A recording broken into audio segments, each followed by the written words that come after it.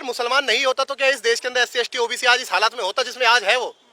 ये because of Muslim है कि इस देश के अंदर उन लोगों ने बाबा साहब को चुन करके भेजा अपने बलबूते पर, तब जाकर के बाबा साहब कॉन्स्टिट्यूशनल असेंबली में गए। 9 दिसंबर कुछ नहीं मिल रहा है लेकिन पकड़े रखूंगा इसको मैं।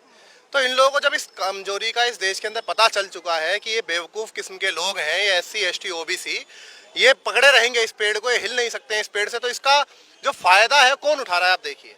क्या आपके लोग आज आईएएस बन रहे हैं? क्या आपके लोग आज आईपीएस बन रहे हैं? क्या आपके लोग कलेक्टर बन रहे हैं, इंजीनियर बन रहे हैं, डॉक्टर बन रहे हैं? नीट के अंदर लिख करके ये लोग क्या क्या दे रहे हैं, किस तरीके से इंटरप्रिटेशन कर रहे हैं, किस तरीके से आपके आरक्षण को बर्बाद कर रहे हैं। मतलब आप ये देखिए कि एक व्यक्ति जिसने कभी जिंदगी में हाथ में बल्ला नहीं पकड़ा है, बैट बल्ला जिसे कहते हैं, वो जाकर के बीसीसीआई का हेड बना दिया जाता है। कौन सा आरक्षण है भाई वहां पर? एक व्यक्ति जिसने कभी एक मंत्रोच्चारण नहीं करा है, वो जाकर के बड़े बड़े मंदिरों का पुजारी बना दिया जाता है। अभी कौन सा आरक्षण है वहां पर? एक व्यक्ति जिसकी सोर्स लगती है, जो कभी स्कूल नहीं गया है, वो सीधा जाकर के कलेक्टर, इंजीनियर, डॉक्टर बन जा रहा है। किसकी सोर्स है वहां पर? कौन सा आरक्षण के तहत वो वहां पर जा रहा है? तो ये हमारे लोग जो हैं ये बेवकूफ लोग हैं, वो गलती उनकी नहीं है, वो तो इंटेलिजेंट लोग हैं। बेवकूफ लोग हमारे लोग हैं। अगर इन बेबुद्धि के लोगों को ये बोलने लग जाए कि भैया तुम अपनी जो जाति है ना, जिस पेड़ को तुमने पकड़ रखा है, इसे अलग फेंक दो, इनसे वो नहीं होगा, इन्हें लेंगे तो इनके संगठन बनेंगे, इनकी खुद की जातियों के संगठन बनेंगे, तथाकथित जाटव, तथाकथित वाल्मीकि, तथाकथित मतलब जितनी भी जातियां हैं, एससी एसटी ओबीसी जितनी भी हैं, आप इन चीजों को पकड़ करके रखेंगे। आप इतना नहीं समझ पा रहे हैं कि आपके पास संसाधनों में कितनी हिस्सेदारी है। 20-20 गज के मकानों में आप रहते हैं, गंदी गंदी नालियां आपके अगल बगल बहती हैं, आपकी औकात 1 रुपए की नहीं है देश के अंदर। जो मर्जी आपकी बेटी को पकड़ करके बलात्कार कर देता है, उसके बाद रात को प्रशासन उसको 2 बजे जिंदा जला देता है। आप अपने आप को समझ ही नहीं रहे, आपकी अपनी एक इंडिविजुअल आइडेंटिटी नहीं है क्या?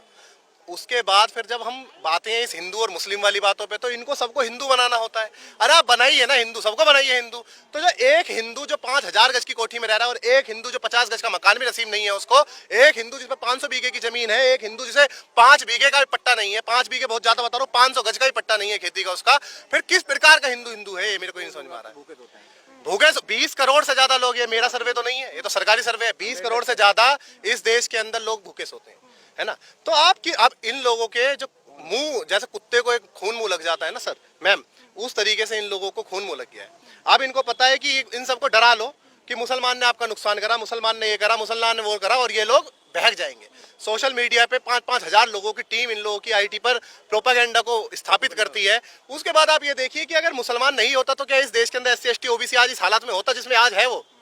ये बिकॉज ऑफ मुस्लिम है कि इस देश के अंदर उन लोगों ने बाबा साहब को चुन करके भेजा अपने बलबूते पर, तब जाकर के बाबा साहब कॉन्स्टिट्यूशनल असेंबली में गए। 9 दिसंबर 1946 को पहली मीटिंग हुई। उसके बाद लगातार बाबा साहब ने रात दिन एक करके 7 लोगों की जो टीम ड्राफ्टिंग कमेटी की बनाई थी, उसमें से 6 लोगों, कोई बीमार हो गया, किसी ने छोड़ दिया, किसी ने कुछ कर दिया, इस प्रकार से था ना, इस तरीके से। ये तो ऐतिहासिक बातें हैं ना, ऑन रिकॉर्ड है ना सब कुछ, मैं तो गलत नहीं बोल रहा हूँ इसमें। बाबा साहब ने रात दिन मेहनत करके, जो हमारे महापुरुष थे, गौतम बुद्ध, कबीर जी, रविदास जी, ज्योतिबा फूले जी, माता सावित्रीबाई फूले जी, माँ फातिमा शेख जी, हमारे छत्रपति शाहू जी, हर एक व्यक्ति को भारत के संविधान के आर्टिकल के रूप में स्थापित कर दिया, और वो हमेशा स्थापित रहेंगे। दुनिया की कोई ताकत नहीं है कि उसको हटा सके, लेकिन हमारे लोगों में इतनी बुद्धि नहीं है कि हम इस संविधान को बचाए रखें। इतना भी नहीं कर सकते हैं कि हम लोग, और क्यों? क्योंकि इन लोगों का जो जाति रूपी पेड़ इन लोगों ने पकड़ रखा है ना, वो इनसे छूट नहीं रहा है मैम, समझ रहे हैं? और जब तक वो पेड़ नहीं छूटेगा तब तक हमारे लोगों का इसी प्रकार से इस्तेमाल होता रहेगा। एक मस्जिद वो जानबूझ करके खुद ही बनवाएंगे, खुद ही अपने लोगों से तुड़वाएंगे, और आपको प्रोपेगेंडा के अंदर फंसाएंगे कि भाई फलाना जाति का फलाना ये व्यक्ति वहां मारा गया है, उसको मुसलमान ने मारा है, इसको दलित ने मारा है, उसको ओबीसी ने मारा है। आप एक बात बताइए, जब हमारे समाज के लोग आते हैं सत्ता में, चाहे वो एससी हो, चाहे एसटी हो, चाहे ओबीसी हो, क्या वो अपने लोगों के लिए नहीं करते हैं? जब मुस्लिम आते हैं सत्ता में, क्या अपने लोगों के लिए नहीं करते हैं? बिल्कुल करते हैं मैम। एक आपसी भाईचारा है। साहब कहा करते थे ना कि बहुजन समाज के 4 कप्तान, दलित, पिछड़ा, आदिवासी और मुसलमान, बोलते थे ना इस बात को। तो ये कब समझेगा ये समाज? अरे 85% हम कहते रहते, लेकिन है कहाँ? बैठने को तैयार हैं क्या आप लोग? आप बताइए। आपका गुस्सा कहीं ना कहीं उन लोगों से कम है जो मेरा उनसे गुस्सा आपका गुस्सा, और ये शायद आपके नाम के पीछे लगने वाले अम्बेडकर की वजह से है। देखिए, मैंने मेरी जाति तथाकथित जाति जाटव समाज, मैं इसे उसमें कहूँ, मेरे सर्टिफिकेट में जाटव ब्रैकेट में चमार, चमारों ने अम्बेडकर को अपनी पपोती समझ लिया। चमार ये बोलते हैं हर जगह कि ये जो इस देश के अंदर अंबेडकर स्टैब्लिश हुए हैं ना, वो हमारी वजह से हुए हैं। बहुत क्षमा, मैं सबको नहीं कह रहा हूँ, लेकिन तथाकथित चमारों का ये मानना है, उनके दिमाग के अंदर घर चुर चुके। उन्हें लगता है कि आप लीड कर रहे हैं समाज के अंदर तो ये क्रांति और जागृति आ रही है, लेकिन मैम ये गलत बात है। साउथ के अंदर जो क्रांति हो रही है वो कौन कर रहा है? जो वेस्ट के अंदर क्रांति हो रही है वो कौन कर रहा है? गुजरात जैसे एरिया के अंदर लाखों लाखों लोग रात रात भर, वहां पर आरएसएस से भी खतरनाक संगठन है गुजरात के अंदर, हम नहीं जानते, हम मिले नहीं है उन लोगों से। वेस्ट के अंदर, ईस्ट के अंदर जो, तो ये खुद जातिवाद में फंस गए हैं। आप बताइए, आप ये खुद तथाकथित जाति जो है जातिवाद में फंस गई है ना, तो आप इस तरीके से भला होगा क्या? आप बताइए। आप इसको डिमोलिश नहीं कर पा रहे हैं, आप वहां पर फिर ठेकेदारी ले रहे हैं आगे बढ़ने की बहुजन समाज के, मतलब आप देखिए किस तरीके से चल रहा है। बाबा साहब तो नहीं थे ना इस जाति से, ज्योतिबा फुले तो नहीं थे ना इस जाति से, छत्रपति शाहू जी महाराज तो नहीं थे ना। तो ये समझने की जरूरत है, आवश्यकता है कि तमाम समाज को, हम सबको जो रोटी बेटी का संबंध है वो स्थापित करके आगे बढ़ना होगा।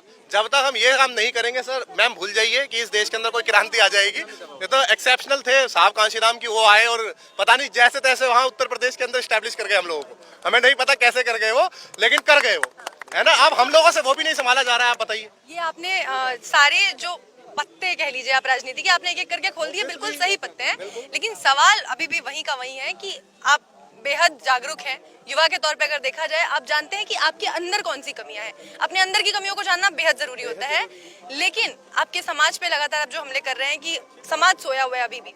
सवाल यही है कि इस समाज को जागृत करने में और कितना समय लगेगा और इसका फायदा कब तक इस तरीके से राजनीतिक पार्टियां उठाती रहेंगी। देखिए, साहब कांशीराम ने कहा था कि मुर्दों में आग फूक रहा हूँ, मुर्दों में, उन्होंने आदमी नहीं बोला था। तो साहब का मानना था कि ये तो समाज है ही मुर्दा। भाई एक बात बताइए, जिस समाज के अंदर इतनी बुद्धि नहीं है कि वो पास्ट में सम्राट अशोक का वंश नहीं समझ पा रहा है, जो समाज ये नहीं समझ पा रहा है कि हम लोग पूरे रूल हुआ करते थे मौर्य वंश से, हम लोग पूरे प्रॉपर एक इस देश के जो मूल निवासी थे, तो हम लोग वो हुआ करते थे और हम लोगों ने इस देश को रूल किया था, तो वो जब समझ ही नहीं पा रहा है तो आप मुर्दे ही हुए ना, मुर्दे हुए ना। अब हम जैसे जो पागल प्रकार के लोग हैं, जो कभी भी मतलब अपनी किसी, मेरा सरनेम आप जानती होंगी मैम, अंबेडकर है, क्यों है? मैं फूले लगा लूंगा अपने नाम के आगे, मैं अपनी माँ का नाम लगा लूंगा, मैं अपने गुरु का नाम लगा लूंगा, लेकिन मैं कभी अपनी जाति का नाम नहीं लगाऊंगा मैम, क्योंकि इस जाति ने ना मेरा बहुत नुकसान करा है, मेरे पूर्वजों का बहुत नुकसान करा है। मैं इस जाति को कभी नहीं मान सकता। मैं इस जाति रूपी जो समीकरण है, मैं इसको धराशायी करता हूँ। मैं अपने